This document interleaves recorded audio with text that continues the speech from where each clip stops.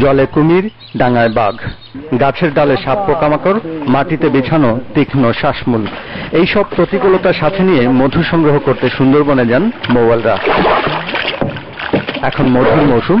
বন বিভাগের অনুমতি নিয়ে বনে ঢুকেছেন একদল মৌয়াল। বসন্তে ফুলে ফুলে ছেয়ে গেছে সুন্দরী, খলিশা, দেওয়া সহ প্রায় সব গাছ। মৌমাছিরা এই ফুল থেকে মধু নিয়ে চাকে জমায়। পায়ের ছাপ দেখে বোঝা যাচ্ছে কিছুক্ষণ আগে বাঘ এই খাল পাড়ি দিয়েছে। এরকম কখন কোথায় সুন্দরবনে বাঘ থাকে তা কেউ জানে না। এই বাস্তবতা মেনে নিয়েই মৌয়ালরা সুন্দরবনে আসেন মধু সংগ্রহ করার জন্য। তাদের অনেকেই বাঘের আক্রমণের শিকার হয়েছেন, প্রাণ হারিয়েছেন।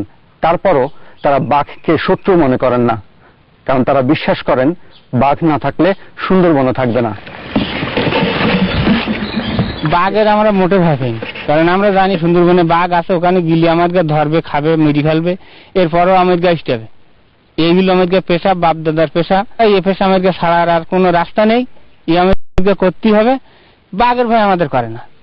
যে আমরা এক কথায় বুঝি যে আমাদের হায়াত ফুরিয়ে গেলে বাঘে খেয়ে গেলে, হায়াত থাকতে আমাদের ও খাবে না।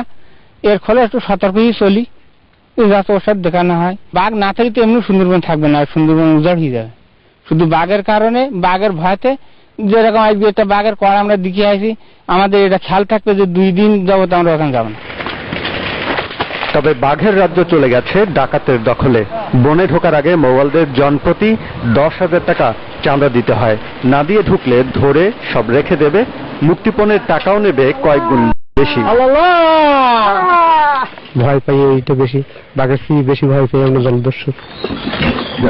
দেখতে দেখতে দুপুর। জোয়ার ভাটার হিসেব মিলিয়ে ছোট একটি খালে নৌকা আটকে শুরু হলো রান্না বান্না। অল্প সময়ের মধ্যে রান্নাও হয়ে গেল। এরপর খাওয়ার পালা। এটা সত্যিকারের বনভোজন। একসাথে খাওয়া শেষে আবারও মৌচাকের সন্ধানে নামা। যখন ফিরি তখন মনে করেন এরকম 15-20-30 মন করে মধু নিয়ে আমরা ফিরে আসি। 1 মাসের মাথা সব খরচা দিয়ে দেখা যায় 2-10,000 টাকা করে আমাদের সামনে থাকে। এই বনজীবীরা সুন্দরবনকে মায়ের মতো ভালোবাসেন, কারণ ঝড় জলোচ্ছ্বাস থেকে তাদের রক্ষা করে। আবার রুটি রুজিও এখান থেকেই আসে। জানি যে জঙ্গলটা আমাদের টিকে রাখতে হবে, জঙ্গল না টেকালি আমরা টিকতে পারবো না। জঙ্গলে আমাদের বিশাল উপকার করে। যেরকম আইলা যদি জঙ্গলটা আমার সাইডে না থাকতো তো আমরা তো সব ভেসেই যেতাম, ওই তুফানের বাড়িতে ভেসে যেতাম। বর্তমান যত এনজিও কাজ করতে সুন্দরবনের পরে, বিভিন্ন কাজের পরে, আমার কাছে যে অভিজ্ঞতাটা আছে এটা ওরা মেনে নেয় না। আমরা কিছু জানি না। যত এনজিও আমাদের শুধু প্রশিক্ষণ দেয় এই সুন্দরবনের পরে। এটা আমার শেখা। আমার বাপ বাঘে খেলো, আমার বাপের বাঘে খেতেছে, এ আমরা জানতে শুনতেছি। ওরা এসে আমাকে কি সুবিধা।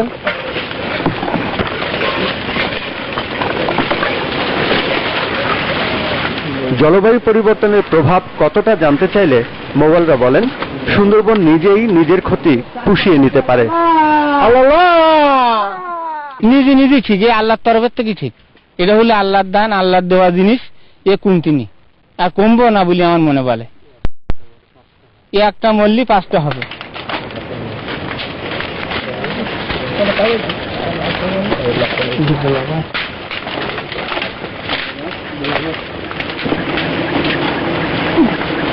দিনের আলো ফুরিয়ে এলে বিরতি, রাত পোহালে আবারও প্রাণ হাতে ছুটে চলা।